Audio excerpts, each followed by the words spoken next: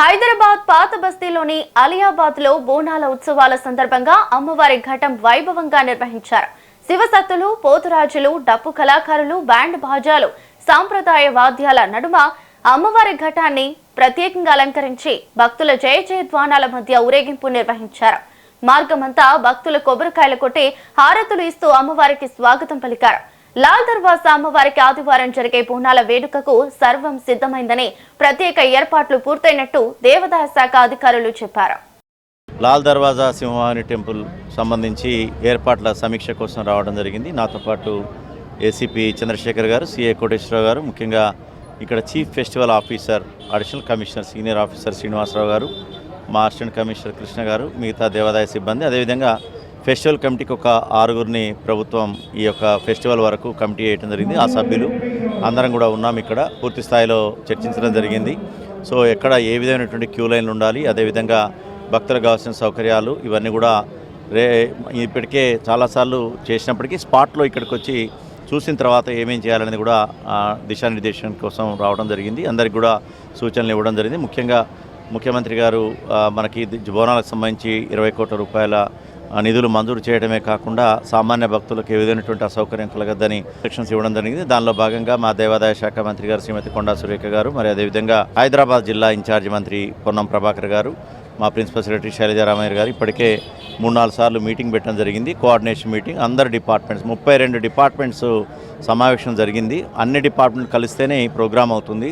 HMWS కావచ్చు, GHMC కావచ్చు, fire కావచ్చు, ముఖ్యంగా పోలీస్, రెవెన్యూ, దేవాదాయ శాఖ, ఫ్రంట్ ఎండ్లో నడిపించాల్సినటువంటి శాఖలు, వీరందరికీ కూడా సూచనలు ఇవ్వడం జరిగింది. దాని ప్రకారం ఇక్కడంతా కూడా ముఖ్యంగా అన్ని ఏర్పాట్లు పూర్తయ్యాయి. ఇప్పటికే భక్తుల యొక్క రాక అంతా కూడా చూస్తున్నాం మనం. కాకపోతే ఈ టెంపుల్ ఏరియా కొద్దిగా కంజెస్టెడ్గా ఉంటుంది. ఇది శతాబ్దాలు చరిత్ర కలిగినటువంటి టెంపుల్. కాకపోతే ఎంట్రీ ఎగ్జిట్ చిన్న టెంపుల్ కావటం, ఒకటే ఉండటం, మరియు చిన్న లైన్లు ఉండటం వల్ల పోలీసు వారు అన్ని బందోబస్తులు, ట్రాఫిక్ పరంగా అన్ని చర్యలు తీసుకొని పార్కింగ్ పరంగా, అదేవిధంగా క్యూ లైన్ల పరంగా, మరియు అదేవిధంగా వెహికల్ రాకుండా లోపలికి ఏ విధంగా అనేది కూడా టోటల్గా ప్లాన్ అంతా కూడా చూపించడం జరిగింది. ముఖ్యంగా మా చీఫ్ ఫెస్టివల్ ఆఫీసర్ కూడా వారం రోజుల నుంచి ఇక్కడే మకాం వేసి అన్ని రకాల దిశానిర్దేశం చేసి 30 మంది బృందంతో ఇవన్నీ కూడా వర్క్ చేస్తున్నారు. ఎక్కడ భక్తులకి అసౌకర్యం కలగకుండా రేపు బలికి సంబంధించి బలిగంప కానీ, అదేవిధంగా ఎల్లుండి దర్శనం కానీ, 10వ తారీఖు సంబంధించిన ప్రోగ్రాం కానీ విజయవంతంగా పూర్తి చేస్తాం.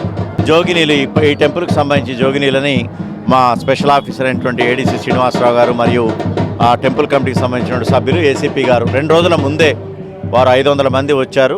ప్రశాంతంగా వాళ్ళ వరకు దర్శనం చేసుకుని వెళ్ళడం జరిగింది. ఎందుకంటే రేపు వచ్చే లక్షల మంది భక్తుల్లో వారు వచ్చే సమయానికి గుర్తించలేము, తర్వాత వారిని తీసుకురా పరిస్థితి ఏర్పడుతుంది. వారు ఎప్పుడు వస్తారో తెలియదు, లక్షల మందిలో కష్టమవుతుంది. అందుకనే వారిని రిక్వెస్ట్ చేస్తే 500 మంది వచ్చారు. బ్రహ్మాండమైన దర్శనం అయిపోయింది. చాలా సంతోషాన్ని ప్రకటించడం జరిగింది. ఇంకా ఎవరైనా రాదలుచుకుంటే ముందస్తుగా సమాచారం ఇస్తే రేపు మధ్యాహ్నంలోగా మా స్పెషల్ ఆఫీసర్కి కానీ, చీఫ్ ఫెస్టివల్ ఆఫీసర్కి కానీ, నోడల్ ఆఫీసర్కి కానీ, పోలీస్ వారికి కానీ ఫలానా టైంలో మేము వస్తున్నామంటే వారికి సంబంధించినటువంటి సౌకర్యంగా ఎక్కడ అసౌకర్యం కలగకుండా తీసుకున్నటువంటి చర్యలు కూడా చేపడతాం. రూట్ మ్యాప్ ఇక్కడ ఉన్నటువంటి 7 ప్లేసుల్లో మనకు మొత్తం పార్కింగ్ ప్లేసులు, మనకు ఉన్నటువంటి అక్కన్నమాదన టెంపుల్ దగ్గర కావచ్చు, అదేవిధంగా మహంకాళి టెంపుల్ దగ్గర కావచ్చు, అన్నీ ఎక్కడికక్కడ వాహనాలు అక్కడ పార్కింగ్ అయ్యే విధంగా పోలీసు వారు చేయడం జరిగింది. అదేవిధంగా ఇక్కడ మనకి నార్త్ వైపు, ఉత్తరం వైపు 2 క్యూ లైన్లు, ఒక బోనాల స్పెషల్ లైన్, అదేవిధంగా సామాన్య భక్తులకు ఒక స్పెషల్ లైన్, అదేవిధంగా మనకి ఈస్ట్ వైపు ఒక లైన్, 2 లైన్లు, వెస్ట్ వైపు ఒక 2 లైన్లు, ఈ విధంగా టోటల్గా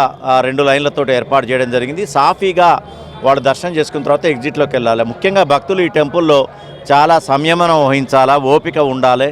ఎందుకంటే చాలా ఇరుకైనటువంటి ప్రాంతం. అదేవిధంగా టెంపుల్లో కూడా చాలా చిన్న టెంపుల్, లోపల ఎంట్రీ కానీ ఎగ్జిట్ కానీ ఒకటే ఉంది కాబట్టి చాలా నెంపాదిగా భక్తులు కూడా సంయమనం పాటించి అమ్మవారి యొక్క నిజమైనటువంటి కటాక్ష వీక్షణాలుండి ఉండాలంటే మనం క్రమశిక్షణతో మెలగాలి. ప్రతి ఒక్క భక్తుల్లో దేవుడిని చూడాలి, అమ్మను చూడాలి. అప్పుడు మన అందరం కూడా ప్రశాంతంగా ఉండాలి, అందరికి కూడా ప్రశాంతమైన దర్శనం అవుతుంది. రంగం కార్యక్రమం మీకు తెలిసిందే. రంగం కార్యక్రమం కూడా మనకి సోమవారం రోజు రంగం కార్యక్రమం ఉండబోతుంది. ఘటం కార్యక్రమం కూడా ఉండబోతుంది. అంబారీతో మనకి లక్ష్మి వారు వచ్చారు. ఏనుగుపై, అంబారీపై సవారీ, అదేవిధంగా ప్రొసెషన్, ఇవన్నీ కూడా మంచి బందోబస్తు మధ్య ఏర్పాట్లు కానున్నాయి. సీసీ కెమెరాల నిఘా నీడలో ఉంది ఈ ప్రాంతం అంతా కూడా. పోలీసు గారు డీజీపీ ఆనంద్ సార్ కావచ్చు, లేకపోతే మా additional commissioner law and order Tafseer Iqbal గారు కావచ్చు, సజ్జనార్ సార్ సిపి గారు, అదేవిధంగా ఇక్కడ ఉన్నటువంటి ACP Chandrashekhar, DCP Kiran Khare, CI Koteswararao వీరందరూ కూడా పోలీస్ బందోబస్తు మధ్య దాదాపు వేలాది మంది పోలీస్ బందోబస్తు మధ్య సీసీ కెమెరాల నిఘా నీడలో ఉంది. అది గుర్తుంచుకోవాలా. ఎవరైనా సరే ఏ విధమైనటువంటి చేసినా కానీ ఇమీడియట్గా పసిగట్టి చట్ట ప్రకారంగా వారికి శిక్షలు ఉంటాయి. ఈ యొక్క దాదాపుగా పోలీసు వారి యొక్క సమాచారం ప్రకారం ఈ యొక్క మొత్తం జంట నగరాల గుమ్మడి దేవాలయాలకు సంబంధించి దాదాపుగా 2500 మంది పోలీసులు ఇక్కడ మోహరించినట్లు తెలుస్తుంది.